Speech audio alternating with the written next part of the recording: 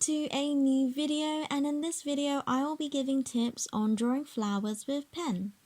These are the tips that I bear in mind and hopefully they will help you too.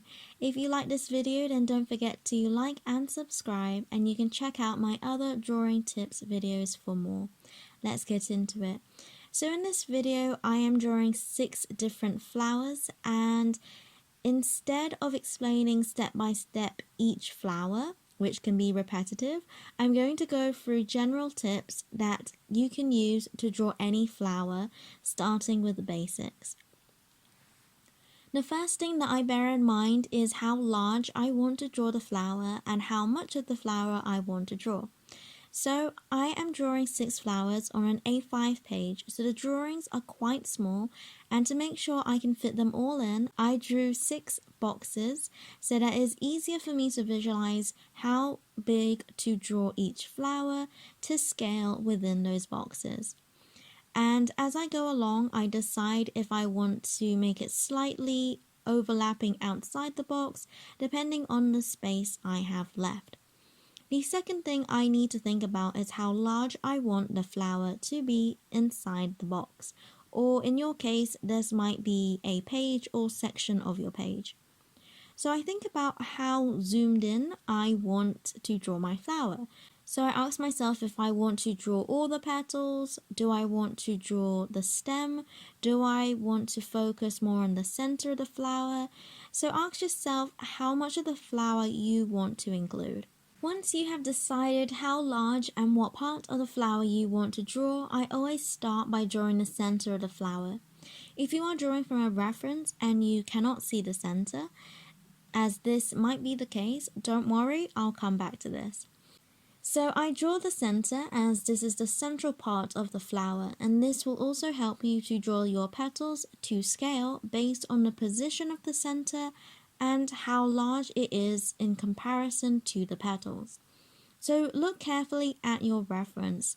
So this may be a picture of the flower, or the flower is right in front of you on the table.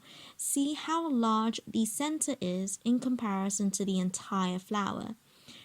And then think how large you need to draw it within the box or section of your page. If it is a straight on view, such as like the African daisy I drew, bottom left, then the center of the flower will be near the middle of the box, and it is half the length of a petal more or less. If, for example, the flower is facing to the right, like the common daisy I drew on the top right, then the center is more towards the left, to make more space for the petals on the right, which will appear longer. For me, it helps to draw the center section and then a petal attached to it to see if you need to adjust the center. Right, so in other cases, the center is not a simple circular donut shape, or you cannot see it at all. And it might be, for example, a cluster of string-like filaments like this clematis, top left. Then you can note how large you want the center to be. Again, visualize where you want the very center to be, where all the filaments are coming from.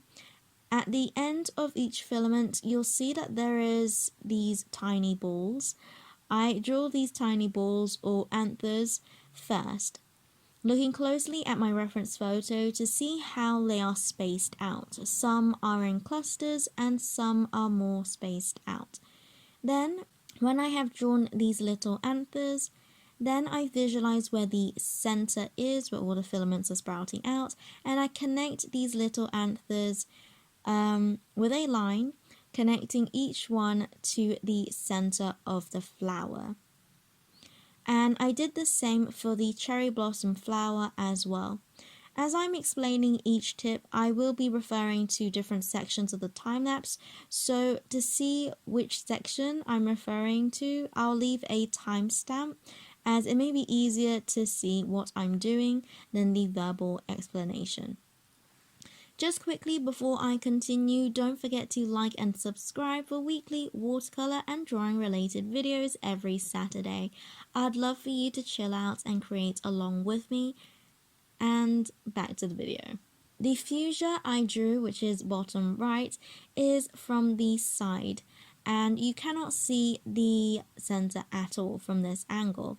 And since it has a narrow cup shape, you can see that the center in this instance would be at the top. So this is where the petals are budding from. From there, I estimate each section that I can see, the little bud, the petals, where the filaments are stretching out, and I pencil sketch each part so that it is in proportion to each other, breaking down each part of the flower. Once you have the center of the flower or the general shape of your flower, then the rest of the pencil sketch is simple. You add your petals around the center, making sure that they are fanning out. Make a note of how long or wide the petals are. Is it curving? Is it curving inwards or outwards? Does the petal curve at the end, or does it have a pointed tip? Ask yourself these questions to help you observe how to draw each petal, as different flowers will have different shaped petals. And how it positions will change how you will then draw it, of course. When I am sketching, I am keeping it only as an outline at this point. So only draw the edge of the petal, at least all the edges that you can see, as petals will overlap with each other. If you aren't able to see the edge clearly and it isn't being overlapped by another petal, then see how the other petals look and make an educated guess at what the edge would look like. You don't need to draw each petal perfectly, you only need to include the flower's distinguishing features. So for example, with the cherry blossom, it has 5 wide petals that are medium length, with long string-like filaments coming out from the center, whereas the common daisy, top right, has long thin petals and a donut-shaped center. Once you have the sketch outline in pencil, then I outline it with pen. Then I begin the shading. I tend to use a thin pen for shading so that I can slowly build up the shadows to make it as dark as I prefer. Like when shading anything, observe where the light is coming from and how this will determine where the shadows will be. Make sure the shadows follow the form of the shape. So for example, when shading the petals, I shade them with pen strokes along its length so that you can see the ridges of the petal, giving it texture, and the shadows show how the petal curves inwards or outwards from the shadows. The shading should also show where the dark colors are of the color, since I'm not adding color, although you can. But since I'm not, I need to shade in where the darker colors would be. This is most evident with the crocus that I drew top middle, that I drew with the purple on the tip of the petals and then white towards the center. So if your flower is lightly colored, then naturally you want to keep the shading light as well to show that. You can see the contrast between the crocus and the daisy that I drew, the common daisy, to see how the daisy has white petals or lighter petals and the crocus has darker ones. You may purposely want to keep the shading light so that it is easier to see the flower, or to make it simpler, or to keep the flower looking more delicate, which I did for the cherry blossom, as a lot of pen for shadows can make flowers look more harsh, so it's up to you to decide what you like the look of. I added little labels so I could remember which flowers I was drawing, and to make the boxes stand out from the rest of the page, I simply drew vertical lines for the background. I like this comic style layout. I haven't drawn many flowers with pen, and so I thought I'd give myself a challenge and share what helped me draw these flowers. I hope that you was able to take something away from this video, or at least enjoyed the drawing time lapse.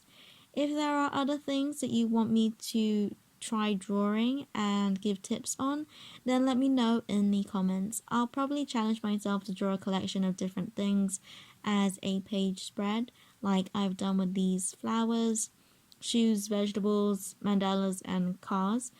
If you're interested in those, then you can easily find them in my playlist. That's all from me, so as always, God bless, and I'll see you later.